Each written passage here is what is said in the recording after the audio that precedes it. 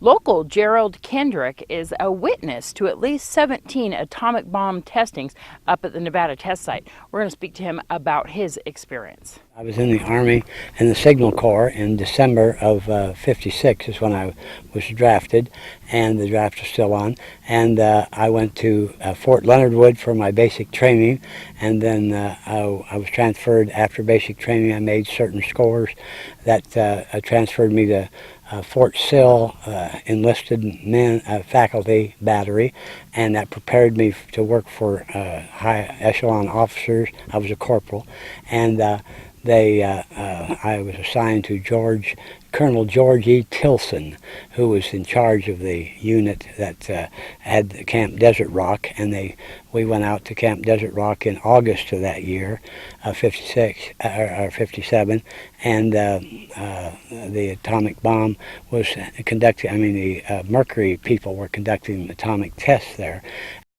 Operation Plumb Bob, the sixth in a series of continental tests conducted by the Atomic Energy Commission to further our weapons development program.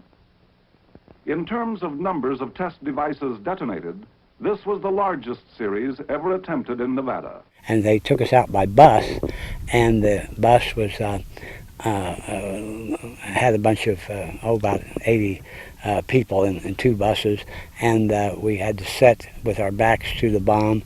And I looked down there, and it just was a little balloon with looked like a little trailer hooked on the bottom of it, because we were about 3 miles from it at that time.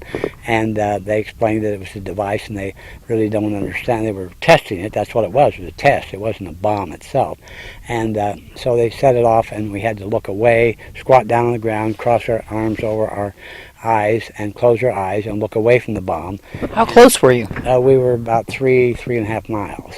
And then the bomb was set off, and the first thing we noticed was when they counted down on a loudspeaker, 8, 9, so forth, or 9, 8, so forth, why there's a heat on the back of your neck where your uniform didn't fit, and on the wrists of your hands, and it got really hot, and everybody said, God, and they thought it was going to continue, but it slowly subsided, and then they said, okay, you can stand up, and so we stood up. I hadn't heard a thing, just the heat is all you heard, and I stood up, and we turned around, and you'd think that it was just a little puffle in the desert, but it was all over everything. I mean, that was a big deal.